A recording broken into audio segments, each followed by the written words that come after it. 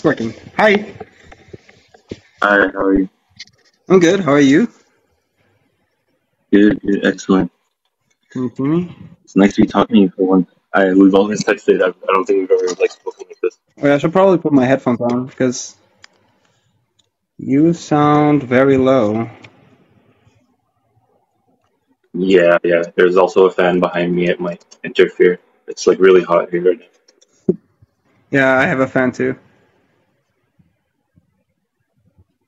One sec.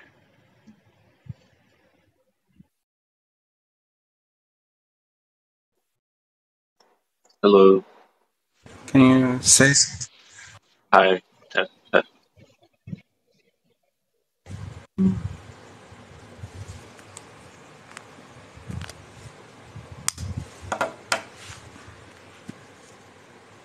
Hayan? Yeah. Yeah, I can hear you now. Okay, perfect. So, I love your beard, man. MashaAllah. You got a very nice beard.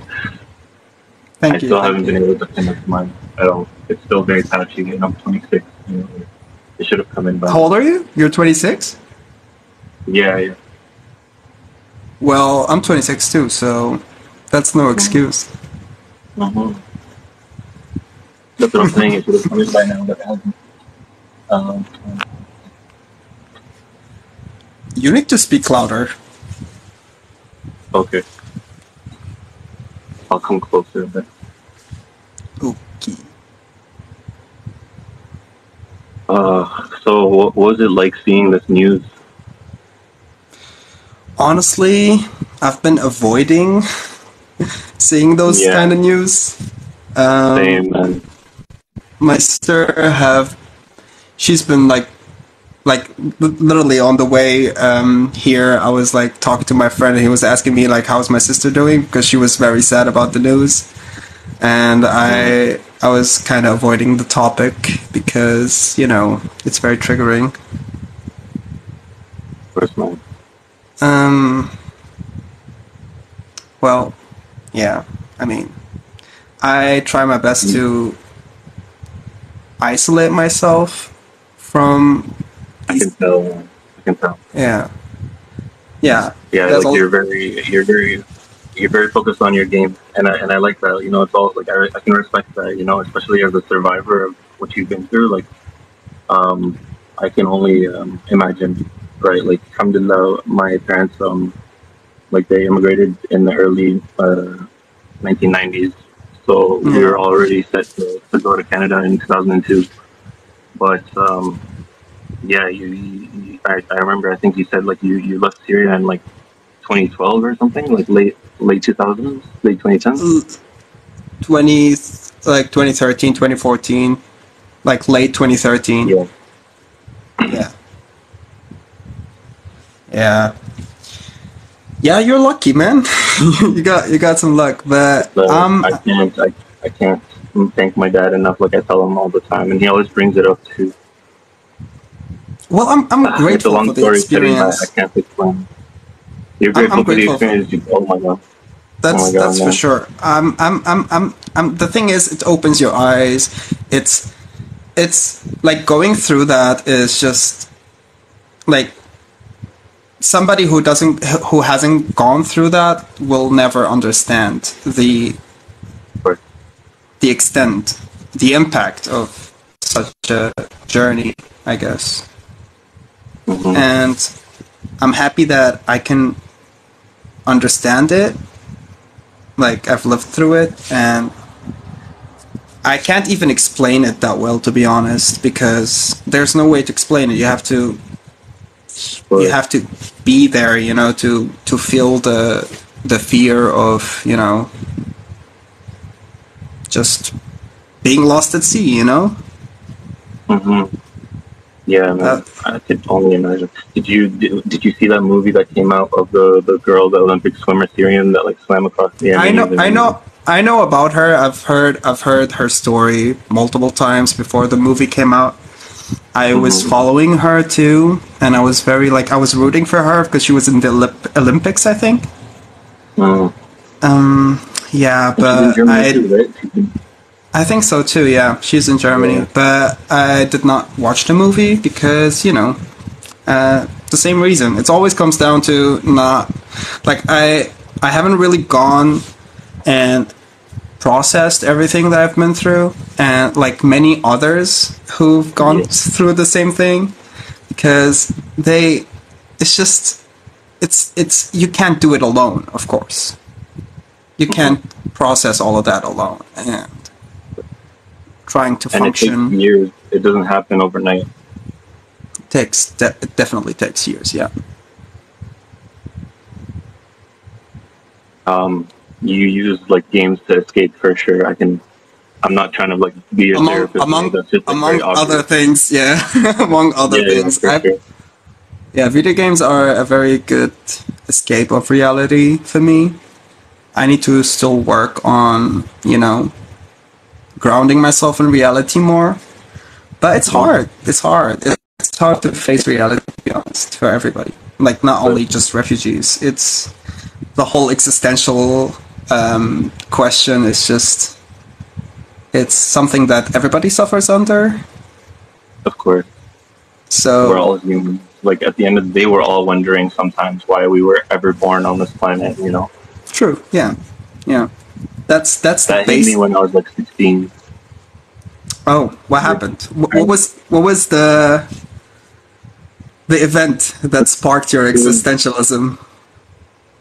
Girls, man. I just like got my heart broken and stuff, and I was just like, it was always so depressing, and that would like make you question life and like, your will to move on after someone like leaves you that you cared about so much.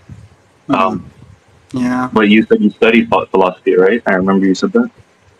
I was studying ethics, like it's philosophy basically, but it's not only ethics. I was studying biology, English, and ethics as a high school teacher. Oh, you were a high school teacher, or? I did not finish. Halfway through, the pandemic happened, and I had a lot of self-reflection to do because I realized that I'm not gonna really. It's gonna be a hard life as a teacher here in Germany, as somebody who doesn't like. I speak the language, but it's not my first language, so. How is your German? My German is good. I mean, it's enough. I can like, I can work. I can talk to others. So, like, it's enough. Like, people are surprised that sometimes that I'm not German. I guess if that's a compliment or not, I don't know. I think it is. Yeah, that's what we try to achieve, man. Just to be normal and just people to not be suspicious of us or anything. Yeah, to be accepted, I guess, but that's not really gonna happen. Yeah, as much as possible for people to not have to question it. Like, for example, like my name is Hayyan, and when I first came to this country, like I knew that was a sus name for people, so I was just like, no, I'll go by Daniel, and for like 5 years, like people just called me Daniel, and then when I got to high school, like there was just more Arabs and stuff, so I felt like it was okay to call myself Hayyan again. Hayyan. Wow, Daniel. Why Daniel? Why did you choose Daniel? My parents were gonna call me Daniel. Like it was between Hayyan, Sufyan, and Daniel, because they had a doctor that they knew, and his name was Daniel. But what was your life like in Syria at that age, though, at 16? What made you have like that existential moment? My existential moment? I feel like there was. I was always like looking at the world through some kind of a pink filter. I was always like cheerful, happy. Even though I was, like, I know that deep inside I was not really, like, I knew that it wasn't reality that I was seeing that way, So, so like, I've always been existential because my whole family is kind of like me. They're always, like, questioning their existence, which is kind of sad. Yeah, I guess I grew up being that way. So, I mean, the whole what sparked my, like, what amplified it was getting out of Syria. Whole event, the sequence of event leading up to it. Mm-hmm. And afterwards in Turkey, because I lived in Turkey for 3 years. I don't know if I told you that. Yeah, you did. Yeah. So that was like when reality hit, for sure. There was way more access to information, right? Like once you leave Syria, there's like less censorship in the media, and there's more opinions coming at you. Like people actually exercise political citizenship in Turkey. You know, like they can vote. They're interested in their politics. They criticize their government. Oh, you don't think so? No. What do you think about the recent elections? I don't really keep up with Turkey anymore because I gave up on it. Because they took a step back when they started like going after the LGBTQ community.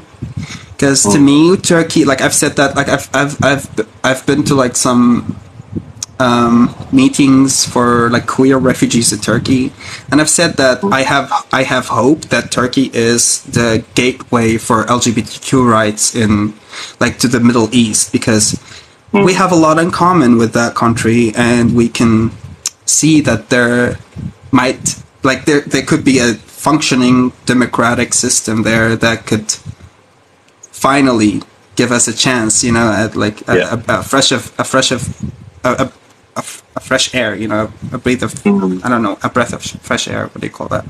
Yeah, that's it. That's a breath of fresh air, and it's actually a good point because Turkey is like where Saudi refugees go. Like if you remember, Omar Khashoggi, he wasn't like queer, but he was a journalist, right? And that's where like Turkey has become sort of the.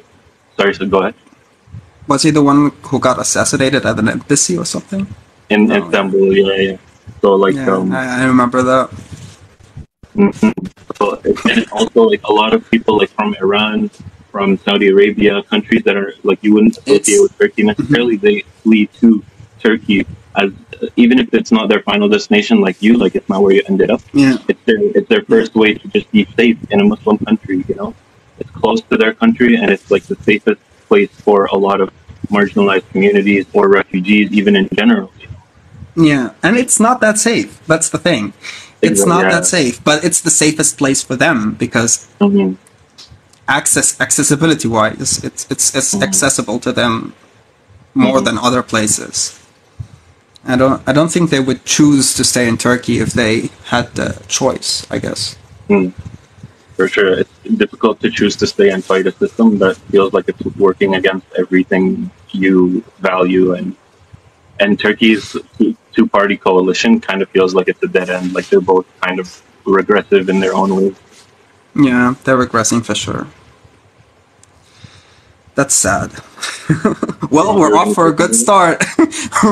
We're off for a good start. For sure. But I believe in the next generation, inshallah. Like we set them in a better trajectory than our parents did, unfortunately. Yeah. In my opinion. Yeah. I believe that things are going to get better, but it's gonna take some drastic events to happen for the, like I'm not like hoping for something to happen, but it's a necessity if things gonna change. Unfortunately. Yeah, like working from home used to be impossible, even for disabled people. I bring this example up all the time because it's such a vivid example and it's so fresh in everyone's memory. But if you remember before the pandemic, if you work from home, no, you can't. You're not allowed. You have to go up. But now it's possible. Now it's like possible. But why is that? Because like the pandemic reached everyone. As soon as it stops becoming an issue of the marginalized and becomes an issue of either the majority or the majority that holds power, which is usually cisgendered, able-bodied, heterosexual males, you know? Yeah, like the system only changes when it's profitable for, you know, for the guys upstairs, or what we call them. Yeah, that's a good way to put it. I prefer that term than like elites or, you know, Yeah, because they're not elite in any sense. Yeah, you're elite, bro. You're good people. No, you're elite. That kind of thing. All right. So yeah, you asked how was it like growing up, I think. In Syria, yeah, and finding out, your identity. I was lucky to be living in a bubble of my closest friends, who I definitely jokingly around came up to them. They never really made a big deal out of it because they never really understood it and what it is, and they were too embarrassed to ask about it. So it was kind of this limbo where they didn't know if I was joking about it or not. And I definitely missed out a lot on the queer culture in Syria because I wasn't completely confident in going out. And I was a kid. I was still like 16, 15, I don't know.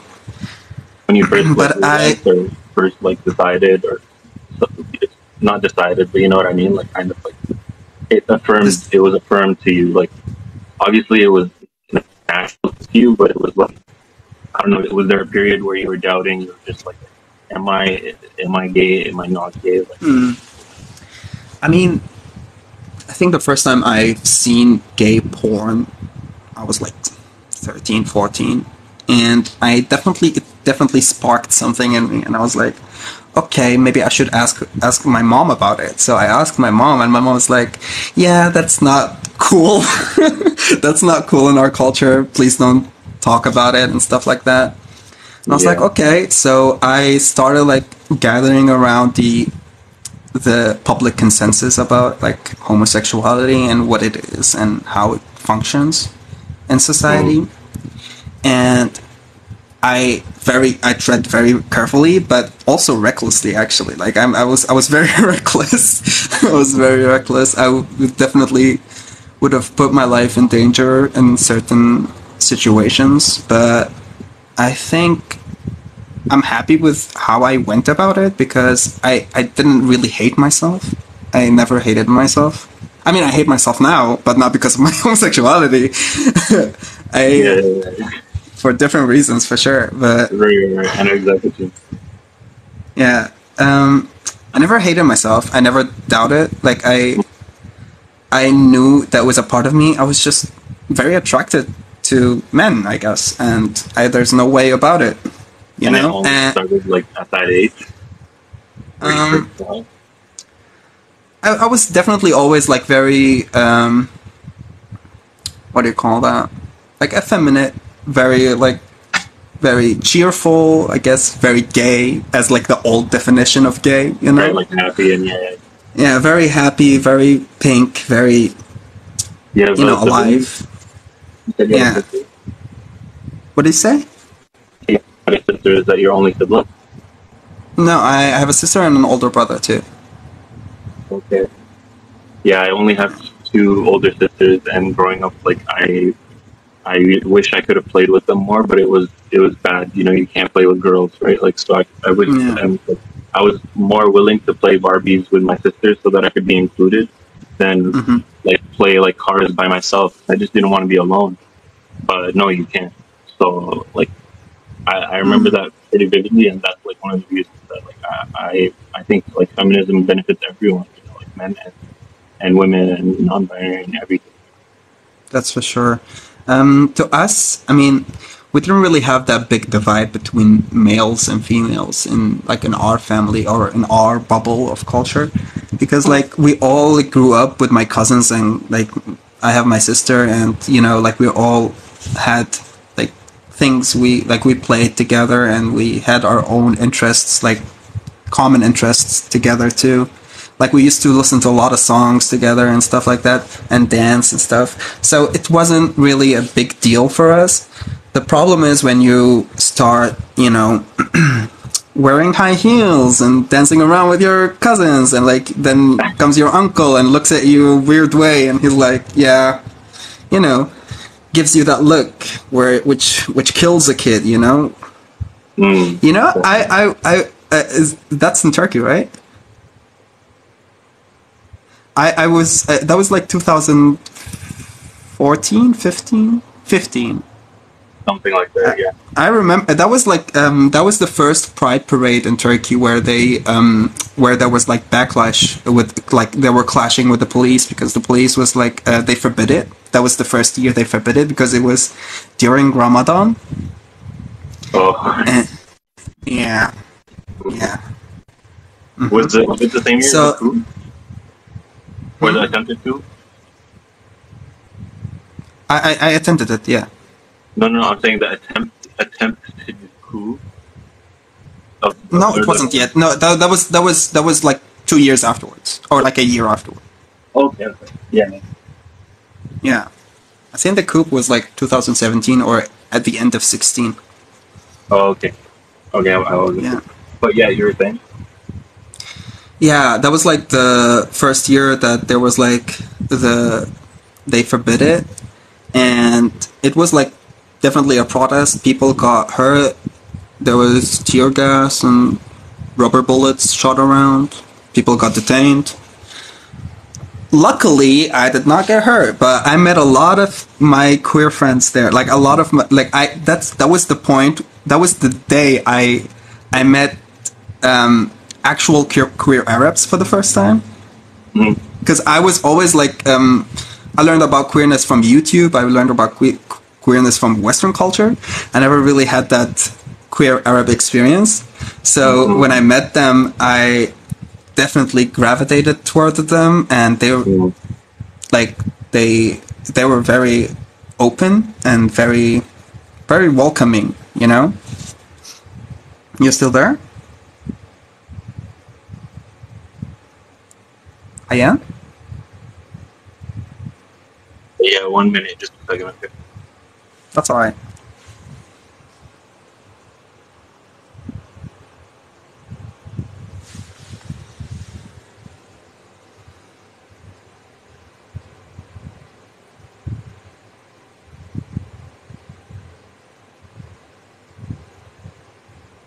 Yeah, man, and yeah, like when you're around your own people, like it's always different than when you're hearing something from a Western point of view or a Western perspective. Like they get the inside joke, you know?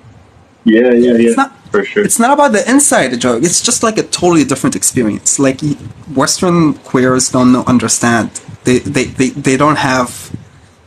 They have it to a certain extent, but it's just like it's not the whole, you know, family tree behind you looking at you in that way, you know. And I don't know, like I felt definitely like connected to them, and then they told me about how queer culture was in Syria. That's the thing. Like I've never experienced it because I was like too young. Yeah. But to them, they were. You were in Damascus, right? No, I was in Aleppo. I lived in Aleppo. Oh, okay. Sorry, but to them, you were saying. They call it the Joe, like in the know. Yeah. They're in the know, you know. Okay. Into the Joe, like, you know, that was like the code word for, are you queer, you know? Before queer was like evident to them. Directly translated, would that be like, are you in the gay scene? Yeah. Are you in the scene? Yeah. Are you in the gay scene? Yeah, that was, and like all like the sass and like the shakhr, which is like being shady and like reading somebody. They all have like their own like terms, their own understanding of. It's interesting how queer culture develops separately, but like in the same way at the same time. Like, you know, absolutely. We have parallel markets for everything. There's a black market for everything in Syria, man. When a society is that suppressed, you're gonna end up with a parallel society of the most like taboo stuff, right? Like there's like business for drugs, there's the shadiest business for porn, there's the shadiest business for everything. You know, like everything has to be shady and low key. So that's why like countries like New Zealand or Germany, like and EU in general, and Canada to some degree, and Iceland, and like I commend them because they don't try to like hide it. They don't try to make it taboo. They don't, because when you do that, you just leave it up to the worst of society to deal with sometimes, you know. And when it's the government, at least you can be accountable to them, or they're accountable to the people. So it's best that at least it's regulated. Yeah, yeah. For sure. Yeah, I mean, taboos in general are just like a fucking concept that needs to be erased, you know? There shouldn't be any taboos. I've always kind of been like that, like, you know, like going back to the philosophy, like talk, like I never really had a limit to like my ideas or my thoughts. Like when I was younger, like since I grew up more in a conservative, like you could say like Salafi household, like I was a little more like conservative in general. But once I got to high school, once I read the book, when you were telling me your story of like the migrant refugees, and I remember like the closest experience I had to that was Life of Pi. Like, you know, Life like reading, of Pi. You know, reading Life of, like, you know, the book or the movie. I've heard about it. I've seen some clips. It's the tiger with the boat and stuff like that, right? Being lost at sea. But it's very philosophical, I've heard. Yeah, and it's my closest experience to actually being lost at sea is reading that book and watching that movie, because it's very like vivid. It's a visceral movie or whatever. Like it won a bunch of awards, and it's actually like, it takes you into that misery of being lost at sea. But obviously, it's like I can only imagine actually being lost at sea, and it depends, like your life depending on it and stuff, not knowing what's gonna happen. See, people who take that risk are just prepared to lose everything, you know, like it's all or nothing. It's just, there's no going back, you know. There's no place to go back to. I mean, there's no guarantee that you'll be safe on the land, so it doesn't matter if you're not safe in the sea, you know. Before I got on the boat, before we got on the boat, me and my sister, like, because we had like this like raft filled with like 50 people, like, we're all crammed together. My sister's like, if the raft sinks and we're in the sea, will you help me? Because she can't swim. And I was like, well, you should have learned how to swim, sis. Yeah, that definitely scared her. You're able to be sarcastic during that time? See, sarcasm, humor, cracking jokes, it's just, it gets you through it. Syrian people, like, people with pain are the funniest people, you know, because they are able to laugh about their misery, you know. They transcended humor in a way. They've also just been so exposed to tragedy and death and misery that it's desensitizing, you know, to some extent. You're because you've witnessed so much devastation and death, and that you're like, it's like normal now, you know. Yeah, that's where dark humor comes from. That's like the elite dark humor, you know. Yeah, but I don't like dark humor for dark humor's sake. I don't like dark humor from white people. Like privileged people in general, like. Yeah, privileged people in general. Yeah. I'm not here to police people on their privilege, to be honest. I have a lot of white friends. I mean, most of them are white. And we get along, but we never really talk about privilege that much because it's a very tricky subject to tread around, because you don't want to offend them, because I like them. I like them as people. I want them around me, you know? I want to be friends with them, but they're like, at certain points you catch your tongue because you don't want to say anything wrong to that for them to not feel offended in a certain way. Which is kind of stupid, I know. It's not right. You should always speak your mind. But like in certain situations, you need to like tread carefully, because I still feel like I don't belong here, you know? I still feel like this is not my place, and I could get... It's not that I could get kicked out of the country anytime, but no. It's about like being shunned away from society. So like it could happen this fast. So I try to tread carefully around privilege and white privilege and how to speak about it. Yeah, I totally know what you mean, man. Like in my earlier years of being here, because I've been here since I was 5 years old, so like I'm well integrated or whatever you could say, or assimilated. Or I'm whitewashed. Let's be honest. I'm a You're whitewashed. whitewashed. Yeah. Yeah. Whatever. Yeah. Um, Filthy whitewashed Arab. yeah, bro. No. So yeah, like in my high school was also just like very sensitive to taboo issues and taboo subjects, and it was considered like one of the city's schools where not problem kids, but potentially like at risk migrants would come in. So we had like so many foreign students. Like, it was ridiculous. I don't want to say like like white people were the minority, but I think it was literally like white people had to know foreign stuff. They couldn't just like get along just with the white people. You had to get in with the foreign crowd. So it was like a very equalizing environment, and that gave that created such a interesting ecosystem to me where people from like conservative backgrounds could like get over. Be right back. Mm-hmm. Emma, thank you so much for joining. Appreciate it. We really need a moderator.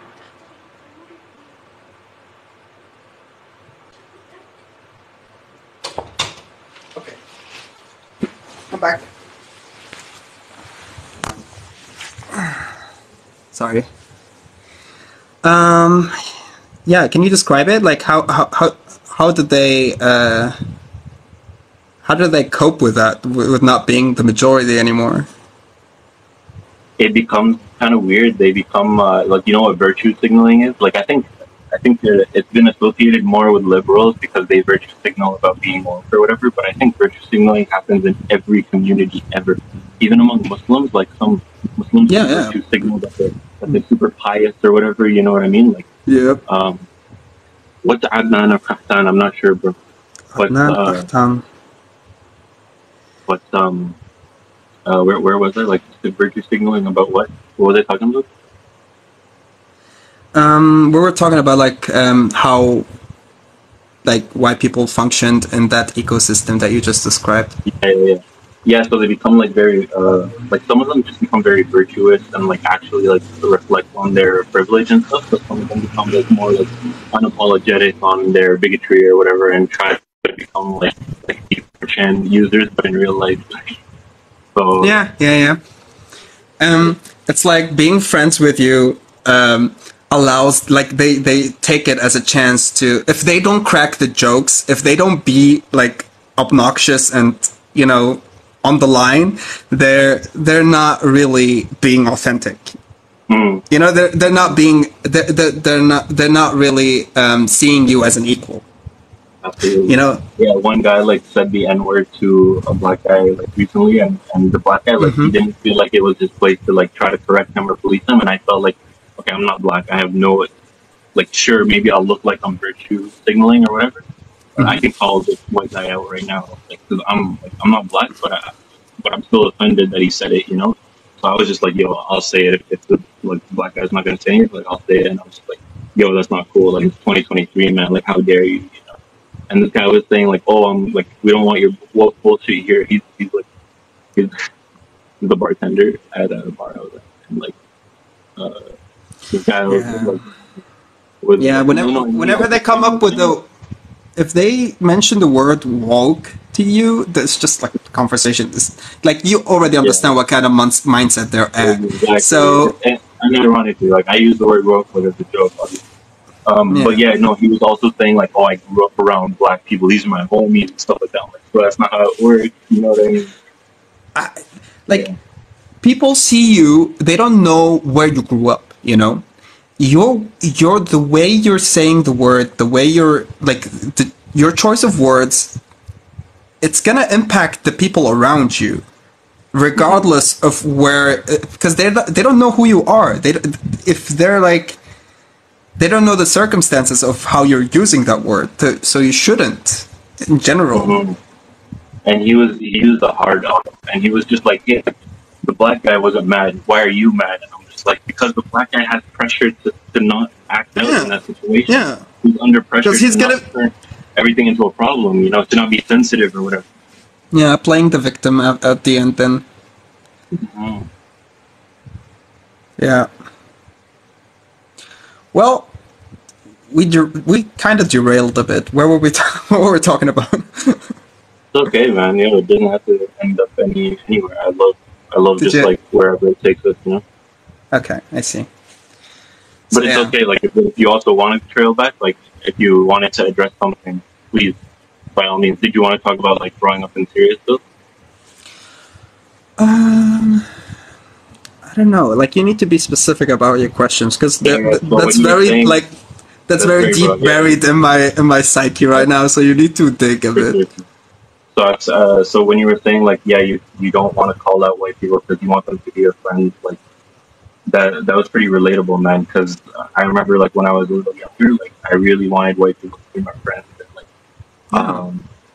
like but like now I I feel kind like of this, at least in Canada, like the tables have turned. Like the white people have to be on the side of minorities, otherwise they're bigots, otherwise they're this and that. Like there's finally like an ability for you to take to not take it like take advantage means like, oh, like you're trying to exploit it, but no, like actually take advantage of your rights as a person in a free country and say no, even if I'm a minority, you can't talk to me this way, you can't treat me this way. And so like, but it definitely takes time living here to be comfortable to stand up to white people and stuff, you know, and yeah you know, microaggressions or whatever. yeah. Yeah, like I do I know what that means. You do or you don't? I do. Yes. Of Yeah, you do. course. Yeah, exactly. I mean, Germans are all about Russians. Interesting. And yeah, I heard there's a thing called the German stare. They're Yeah. not shy about staring at you. Yeah. I mean, sometimes like I get very nervous when I'm walking down the street because people when they look at me, I just suddenly forget how to walk in general because it's very like they glare at you, you know, like that, and you just don't want to make any false move, you know, like give a wrong impression. Mhm. It's definitely a lot of pressure. Do you drive? No, I don't. I'm not a driver. I don't think I'll ever drive. I've always had nightmares about driving. So It, it makes total sense because like in Germany you can get around without driving. yeah, you don't necessarily need a car here. Nelson, we are two Syrians who are discussing life escaping Syria and queerness. Free Syria, free Palestine. That's true. States. Where were we? Yeah. Let's go back a bit. Let's go back. Yeah. Yeah, I had a lot of high hopes for Turkey because like they were going on the right way to like establish queer rights in their country, and you know, but you know, I was living with like I was interacting with the working class a lot in Turkey, and I noticed a lot because I was like working like double the amount just to like get half the money, you know, just like to live and survive. I noticed that a lot of working class people in Turkey are just treated horribly too, you know, and they take it out, they take frustrations out, and they pretend to be political in a sense, but they're not at all because they're just like following what they're told, and I just think that they don't have a lot of political education. I mean, maybe working class people here in Germany have that political education too. You know, it's accessible to them. In Turkey, it wasn't, I guess, because a lot of people had weird opinions that are not beneficial to them. You know, like the same way that Southern people in America that like that are against like universal health care and they can't afford to go to the doctor, which is it's like the same way. No, I totally understand already. You don't need to keep explaining. I totally get that. But it's like, yeah, people sometimes act in their own best interest, and Turkey especially, like, I feel like they have a very nationalist idea of their country. So they're Yeah. always just thinking about Turks. They're not thinking about Turkish, like the people of Turkey, citizens of Turkey. They're just thinking Yeah. about the Turkish race. You know what I mean? Like it's pretty ethno-nationalist sort of ideology. Yeah, it's going that way. It's definitely going that way. There's a lot of kind of it reinforced, and that's what their like glorification of him has kind of created, in my opinion. But like you could probably comment way more on that than I can. But from what I understand, even people who are not Kemalists, like even people who vote for AKP, love Ataturk because of what he did and how he reformed the country. He's like the thing is, like, it doesn't make sense because Ataturk was not he was not religious at all, and the public consensus now in Turkey is very religious in a sense. So even religious people love Ataturk, and Ataturk was totally against religion. From my experience of like from what I know, So it doesn't really make sense to me that Erdogan is like glorifying Ataturk, like Turkey in general glorifying Ataturk, while it's very confusing. It doesn't make sense. Oh man, I could probably go on like 10 minutes to explain why it makes sense, but it's like, if I can, like very quickly, like I think it's because Turkey ended up, like we said, it's a very liberal country right now. Why is that? Because of the reforms that Ataturk made, and it got ahead of Arab countries. It was allied with Europe all the time. Like it was able to leverage its power as a Europe Asian. Yeah, he definitely distanced like Turkey from other Arab, like Middle Eastern countries. Yeah. And he abolished the caliphate. So he threw Arabs under the bus. He threw like Maghribis under the bus. He threw everyone under the bus just for Turkey to survive, to have like the best outcome. And in my opinion, it worked. Which is kind of valid, to be honest. Like, you do you, like, do what's best for your country. But, like, it still doesn't make sense that the people in Turkey still glorify him in that sense, Because they don't subscribe to his ideology at all. Yeah. There's Kurds in Iraq that support Saddam. I saw a meme of a memory, those memory memes, like the Israeli. Wait a second.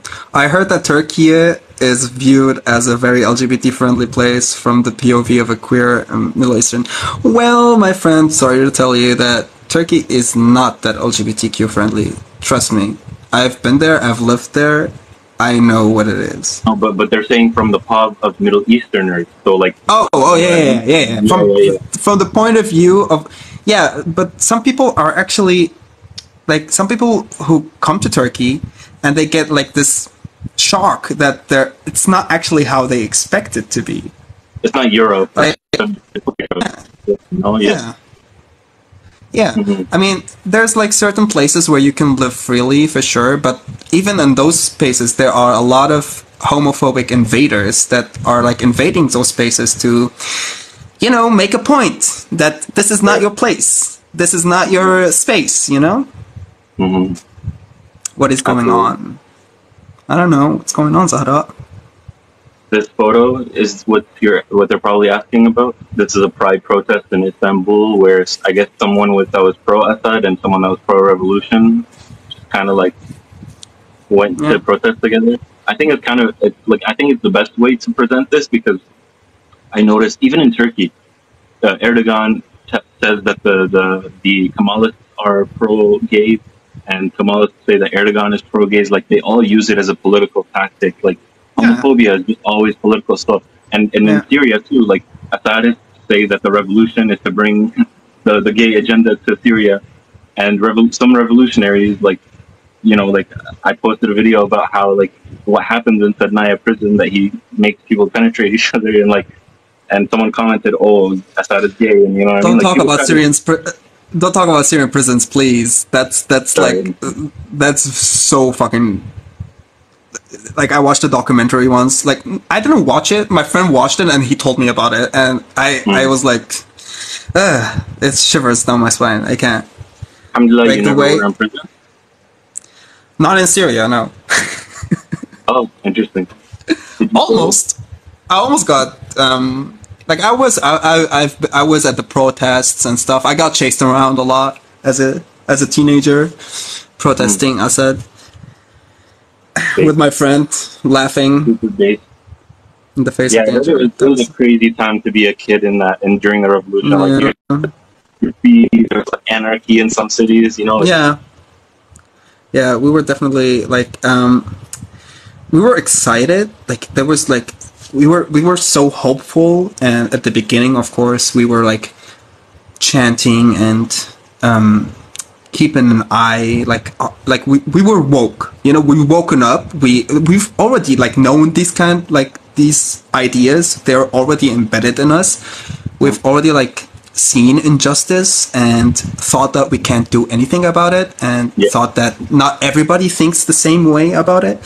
So when we found out that, okay, there's a demographic that's actually trying to change the status quo.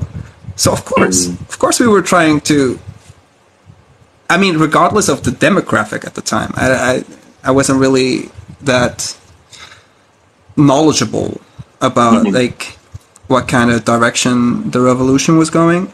Of course, yeah. Hindsight is 2020. Yeah.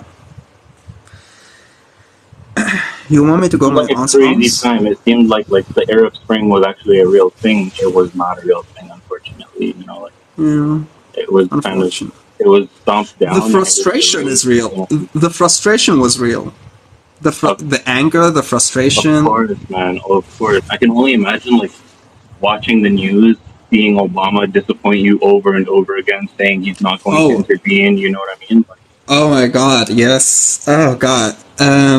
Yeah. The thing is, like, we felt left. Like, I felt betrayed as somebody who was raised in a very liberal setting, like in a liberal family, and I know how, like, I thought I knew how the world works, and I thought I knew how human rights work, but I was very disappointed. I felt betrayed. I felt left, like, I felt like everybody left Syria to die, you know? It was literally, like people call it, like, oh man, we could start a whole conversation about this, but the word I was so disappointed. Syria became an open-air prison at that point because they wouldn't enforce a no-fly zone. And Libya got one, and because apparently there was even, man, the civilian casualties, even one human being dying is terrible, obviously. But I'm just saying, man, like the civilian casualties of NATO and Libya do not compare in any way to the civilian casualties of not enforcing a no-fly zone in Syria. Assad was able to butcher. Boy, they were dropping barrels above our heads. Like literally, they ran out of explosives, so they were filling barrels with like some kind of shit to explode. Like it was improvised. Yeah, because the Syrian army. They were improvised. They were running out of artillery. They were running out of like bombs to bomb people. So yeah. And that's like, that left people maimed and injured. There's a significant amount of the Syrian population that's just totally disabled now, and like they don't have the best resources to deal with it, obviously. And like that's because those bombs, they don't just kill. Sometimes they just maim and injure, you know, because they're improvised. They're not like made for mass casualties like Assad wants. Yeah, you know, like a shift that happened, like whenever like the revolution started and people like weren't really standing up together, you know, like you had cities that are filled with protests and other cities that were like very dim to the ground. They were like very like hush hush. You see that shift that happened where like people started dying, and then you held, like, if you're like pro-Assad and the other one is like pro opposition, you had like this hostility towards each other because you are not standing up to the people who are dying, so you are a bad person. So it was like as simple as that to them.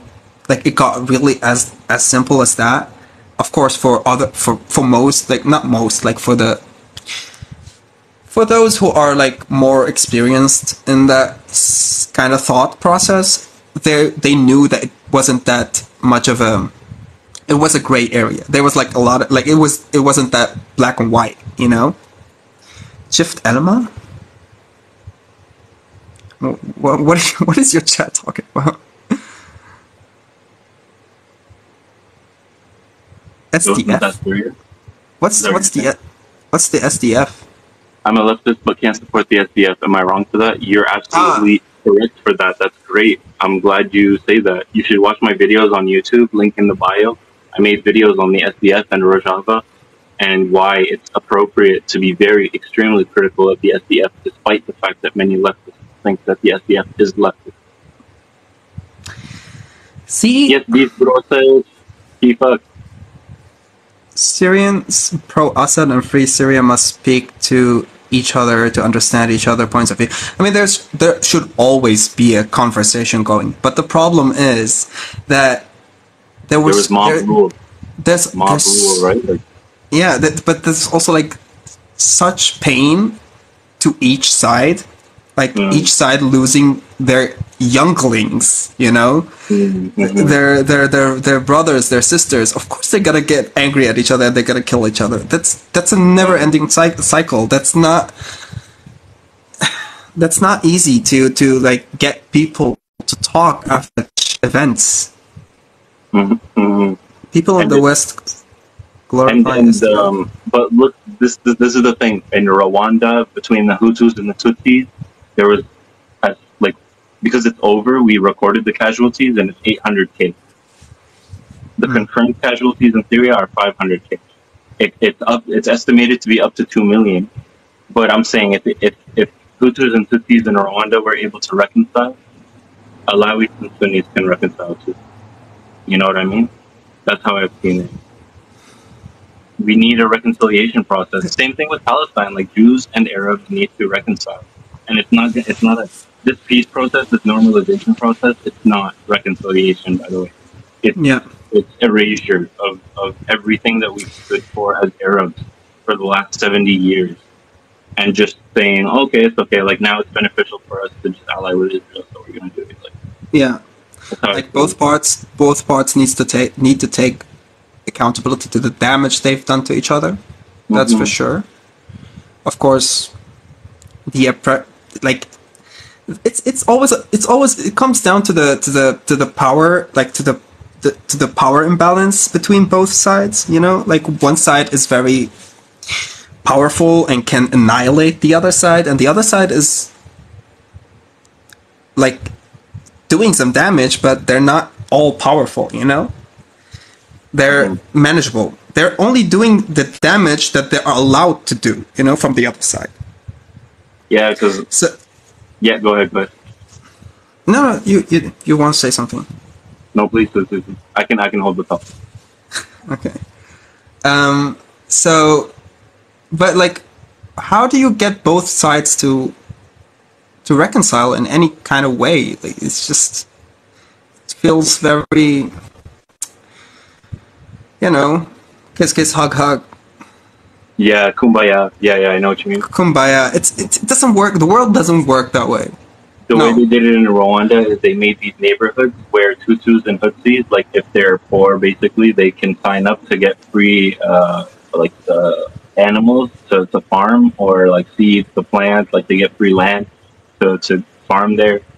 So it gave an economic incentive. It's a very neoliberal approach, to be honest, but it was like, you know, it's one way to do it. Reconciliation needs to happen. And in Canada, we're doing reconciliation between, like Indigenous. Yeah, exactly. And it's like all we're doing so far as I know, is just investigating the crimes that have happened against Indigenous people that used to be overlooked by the government. And that's like it's like giving people Juneteenth. Like it's really not doing much. But reconciliation needs to have some kind of official process, because nobody trusts Sunnis in Syria to not massacre minorities if we're in power. That's basically why Assad's still in power right now. There's no... Like, who would you trust to not annihilate a whole demographic when they take power? Like, who? Which? The Kurds? No, of course. I'm a Kurd. I know. I'm Kurd. Yeah, I'm part Kurd too. Yeah. So, like, no, exactly, man. But you're from Damascus. Like, there's Kurds in northeastern Syria, like Hasaka or whatever. They consider. I'm actually originally from Hasaka. Oh, no way. Yeah. Oh wow. Okay, that's great. You'll be our token Hasaka guy. And my mom is like from Afrin. Oh wow! Oh, Afrin. So she must. Is she still there? Or She's a Kurd. she's a Kurd, yeah. But is she still there now, or what's she saying? No, we're here. My whole family's here. Like, I was not. I had the chance to leave Turkey alone as a queer refugee, but I did not. I chose not to because I wanted to stay with my family. You know, because it's just like in that kind of situation, you need to stick together.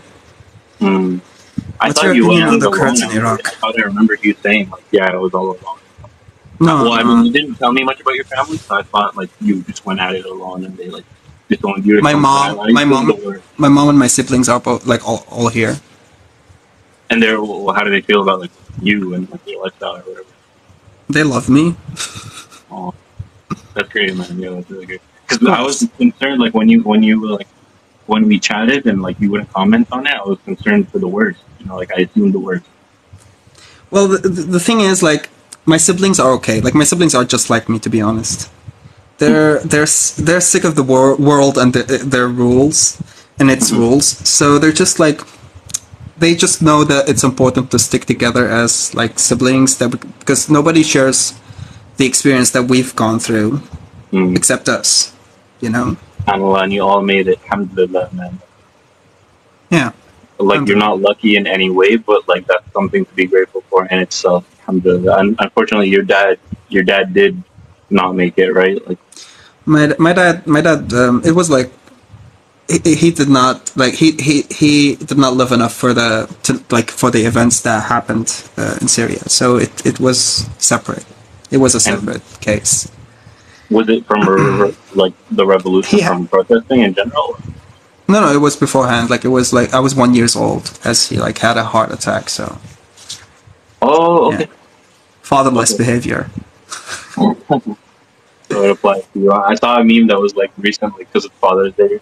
Someone was like, want to see some fatherless behavior? No, someone was saying like how I feel about people posting Father's Day like posts on my Instagram, and it's like what's that guy's name in New York, like Saturday Night Live, the guy that dated Ariana Grande.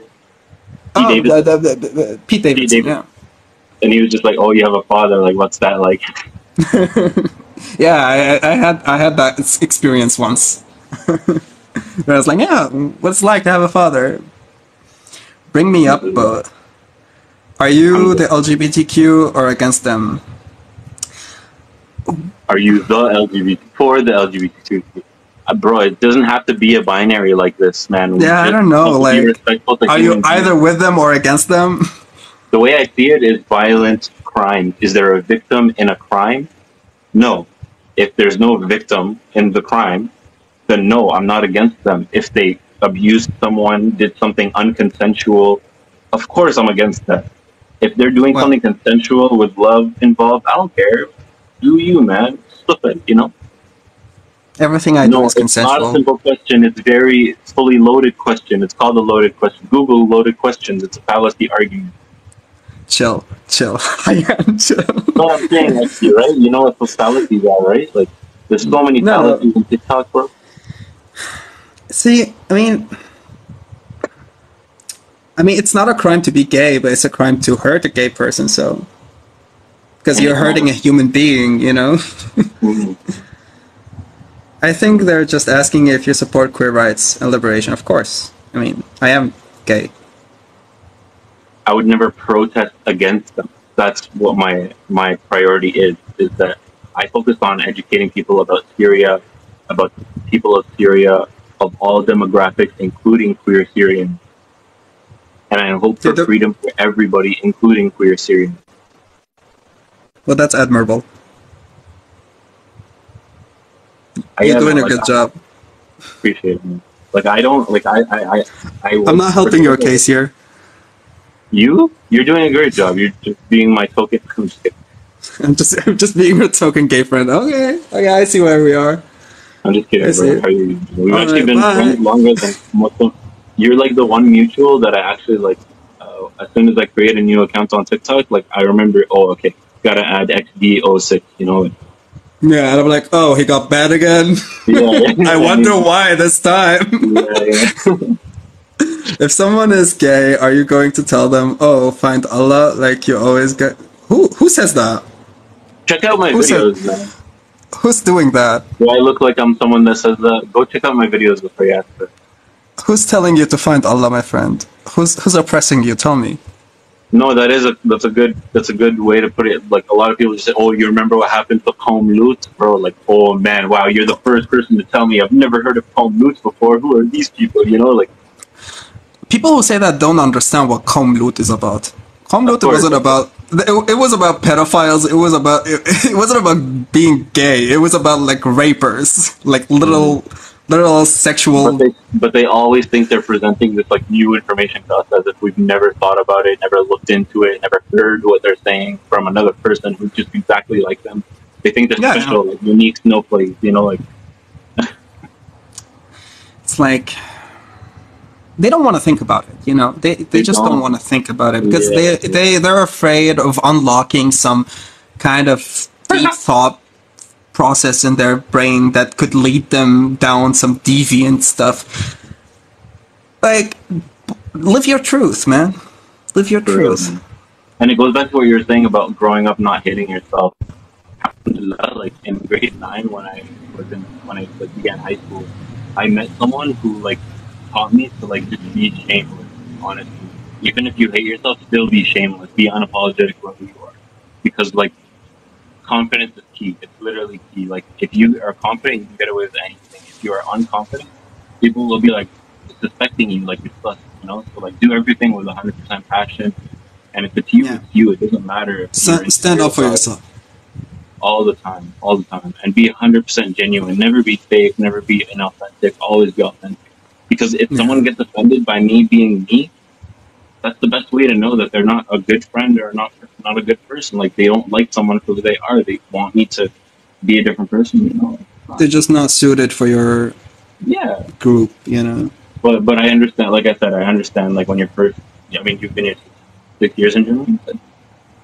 I am about 7 years. I'm getting the nationality soon. Inshallah, I hope. I'm getting the citizenship. Let's hope for the best. Inshallah. You think there's a place for religion in your life, or you're committed to atheism? No, there were never a place for religion in my life. I mean, spirituality is okay. I like to think of energy and like vibes and like positive thought, positive affirmations. Like the soul, but like not really the soul in the religious sense. Yeah, so there were never a place for religion in my heart, to be honest. Because I've experienced how religion can be used to, oppress. Which is. Sorry, go ahead. I mean, historically, I've seen it a lot too. Like it's sadly I've seen it in my lifetime too. So. Yeah. It's just inescapable in our culture. Like people will, because I've noticed, for example, like you know what a litmus test is? A what? A litmus test. I'm sorry, I'm not getting that. Litmus. No, I don't know what that is. It's like a test, like where you kind of know whether someone is qualified on a subject or whatever. And I think like it's very disqualifying when.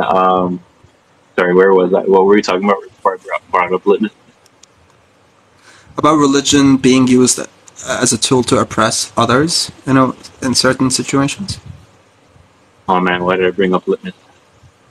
I don't know. I have no idea what that is. Talking about religion. So no, Are you qualified? Are you qualified to talk about the subject? No, true, man. I have bad short-term memory, but like, no, I'm saying like, I think I was saying, oh man, yeah, I'm blanking out here. You're gonna have to take over from me. Alright, so guys, this is my life now. We're gonna talk about all the gay shit that you don't want to hear. So buckle up and be ready to get aufgeklärt, which is in German means like illuminated. To become enlightened. Bro, enlightened, XP yes. has always been based. XP has always been very based. I'm based on what? Based Based on what? Based, What kind of? based on my imaginary idea of the perfect human being, mashallah. Stop it! Stop that! Never speak of that ever again. I'm not. I'm far away from perfect. Trust me. Nobody is perfect. Of course, nobody's perfect. But you Certainly not me. I don't honestly like. I prefer anyone who's just an accepting, tolerant, nice person than someone who like Who doesn't want that? meets all of my litmus tests. That's what that's what I was bringing up litmus tests for. Okay. Like, oh, like I go down a list of qualifications for you to be my friend, and if you're this or that, I'm just like, oh no, sorry, we had good times, but sorry, oh, you like you vote like. But this actually no, but I do have a litmus test, to be honest. Like as a leftist, I can't help it. If people like there's in Canada, I don't know if you heard about the truckers, the truck convoy. No, what is that? There's a convoy of truckers that like rallied from Alberta to Canada or Alberta to Ottawa, and they were like saying like they're saying I'm just saying hello to Joshua because he's like, bro, I accept XD, bro, I accept you too. Yeah. Joshua's a base guy, man. I love Joshua. Another one of those guys. As soon as I make a new TikTok account, I know exactly I gotta follow this guy. But the truck rally, like from Alberta to Ottawa, there was truckers who felt like the pandemic was like ruining their business, and obviously it's true. But these guys went to Ottawa. They drove all the way to Ottawa to protest it, and they occupied the streets of downtown Ottawa for like weeks. And I don't know where they slept. They slept in hotels. They slept in their trucks probably. They slept at friends' houses or whatever. But some of them, like, they were a nuisance in downtown. They literally made it was like Chaz, but for the right wing. You know Chaz in Seattle. No, that's a lot of American references that I don't really know much about. I'm talking about Canada. This is the first American reference. Yeah, but like Canada is in North America, so I'm talking about the continent in general. Talking about the continent. When I say America, it doesn't mean like USA. Okay, fairly, that's true. That's a good point. But yeah, no, it's a lot of American references. Okay, then so there, when the blue, like Black Lives, I'm sure you know George Floyd, everyone knows. Of course, yeah. Yeah. So when the Black Lives Matter protests happened, some cities like they kept doing those protests, and in Seattle, they occupied a city center, and they called it Chaz, which is like an acronym for something. I forget what it is exactly, but it was like an autonomous like little area where like there was like I think there was like food being handed out. It was just constant protest. It was a lot like the Syrian Revolution. Like we blockaded police from being able to enter. You know what I mean? I mean, in Syria it was different. It was completely different. And it was like they were able because they secured the area.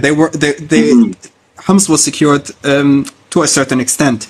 In other cities, it was like a hit and run. You just like do the protest and get out of there as fast as possible before somebody catches you or somebody sees your face. And let's see. You don't want to get pushed into one of those buses and get beaten up by 10 people. Oh damn, man! It was buses. Yeah, you walk by those buses after like a protest and you just see blood on the window or people begging to get out. Oh my god. No. Yeah. Honestly, like my message is, as much as you think the situation in Syria was bad, it was way worse. It was way worse than you think.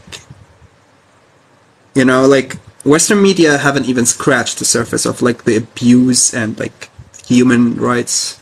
Like what do you call that? When you can you say that again? Violations. Violations, yeah, violations. Yeah, the violations stands.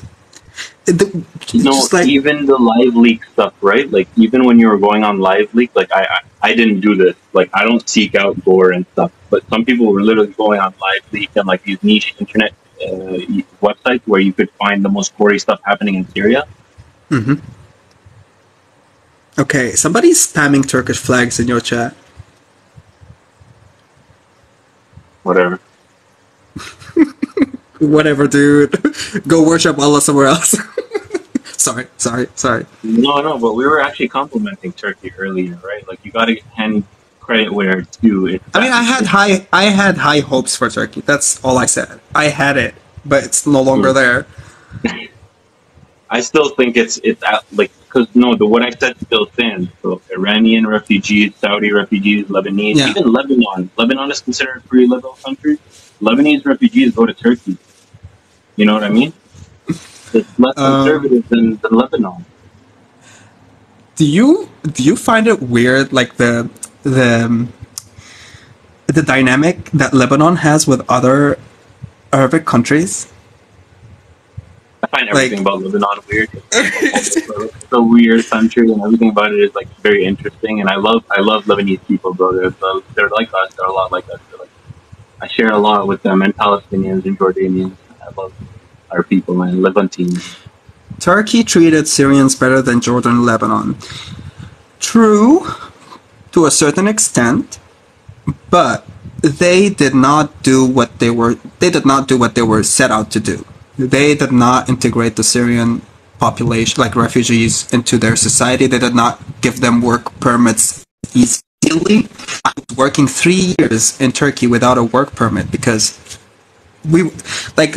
Syrian refugees in Turkey weren't refugees. They weren't considered refugees. They were considered guests. They literally, even, right? Yeah, they're not even immigrants. They're considered. They give them like a new political status that they created for themselves. It's called a guest status, which means they can kick you out whenever they want it. Mm-hmm. They don't have residency. They don't have rights. In Syria. They would put Afghans in Syria, like that was so. Like they deport Afghans. And put them in, they deported Afghans to Syria? Are you kidding me? Oh my god, that's embarrassing. No, exactly. I'm thankful. That's literally embarrassing. Like you can't even. That's how they see us. They see us all all the same. That's the problem. They all see us the same, kind of uncultured, uncivilized people. Like that's how I felt like I was observed, and I was one of the people who were like I learned Turkish very fast. I learned the language. I'm good with languages, as you see, but like I learned Turkish very fast. I was discussing with them. I was understanding what they're saying, you know, and most of what they're saying was just baseless point of view. Was it about genetics? I've seen some guy go on a weird rant about genetics, saying Arabs are like not even human stuff. Arabs are not even what? Human. Like these hardcore Kemalists believe in like eugenics and stuff. Yeah. It's very Nazi Germany. Yeah. I see it. I see that. I think what was called like what was the fucking party called? CHP? No, was that the Kurdish party? I'm not sure. HDP. Like CHP. Okay, the opposition. Like, the Kemalist party, the opposition party, the main opposition. Was it? What is it? Is it that one? The one with the thingy that they do this like this gesture? No. I think this is the wolf signal, right? Like the long gray wolf.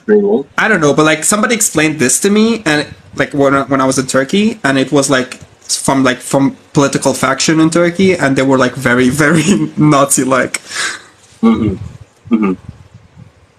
Maybe I've got it wrong. I don't know. It was like years ago. So I haven't looked into the Grey Wolves very much, but as far as I know, they're kind of just like hardcore Turkish nationalists who are militarist AF. Like they just hate the PKK. But I don't know. I thought Hayyan in Arabic means traitor. I think you mean Haywan, like an animal. No, Hayyan. Hayyan means like full of life. Full of life. I love that you said that, bro. Did I ever tell you that? Or you came up with that yourself? That's literally exactly it. It's literally what it says. Like Hayyan. It's I love that like I tell the root of the word is Hayat, which is life. One who lives. Hayyan. Hada Hay. Traitor is Khayyan, like Khawan or Khiyana, like Kha with a kha. Traitor. Khiyana. Yeah. There's a song by Tamer Nafar called Ana Mish Hayyan. Oh. Ana Mish Hayyan. Maybe he's not alive. Is what he's saying? No, he's saying I'm not a traitor, but like I'm not a cheater. Like Ana Mish Hayyan with a kha. Okay. Not ha. Okay. Because I do technically have two Y's in my name, but I don't know. I never thought to do that. Yeah, you have two Y's. That's true. Yeah. You have two Y's in your name. Hayyan, it's not Hayyan. Hayyan. Hayyan. It's Hayyan. Hayyan. Yeah. Hello, Mr. Hayyan. Mr. Hayyan, we need to confirm your spelling. There's a song, yeah. Global Nomad said, I was mistreated a lot by Turks, never had to use American... What? Never had to use American cards. Another one is a chemist called Jabir ibn Hayyan. That's the most famous one that I know about. He's just a Persian chemist or something. Yeah. Arabs had a lot of science advances, like back in the... the Middle Ages... Bro. He was an Arab, that's the thing, unfortunately. Oh, I'm sorry. I'm sorry. It's still cool. Yeah, Persians contributed a lot to the Islamic golden age. Yeah, that's true. I've heard of him too. He's like a really important. Yeah. Yeah, for sure. What was his name? Khawarizmi? Khawarizmi. The algorithm guy. The algorithm. Khawarizmi algorithm. Yeah. Khawarizmi. Yeah. He thought he was a refugee. I was in Turkey buying clothes, and the attendant played pro-Bashar songs. I cussed him out. Well, you should not be triggered. You should not get triggered that easily by people who are obviously trying to trigger you. You know? Actually, okay. You know Twitch? You know the site Twitch? Yeah, I stream on Twitch sometimes. Oh no, wait. Yo, we should stream sometime. I'm trying to grow on Twitch, to be honest. Everyone seeing this, go link in my bio. Or link on Instagram in my bio. Follow my Twitch. And there was a Bad Empanada, the YouTuber. He's also on Twitch too.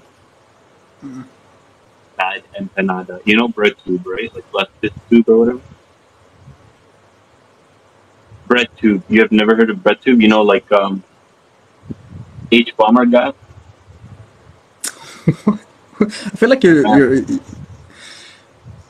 you hearing the names of the channels I'm saying right now?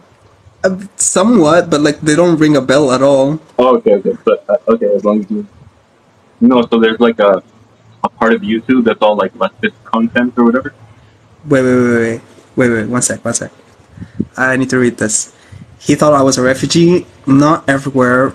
Border towns. Okay. I could speak up because I'm American. Refugees can't speak up. I mean, yes, but the thing is, they're not gonna.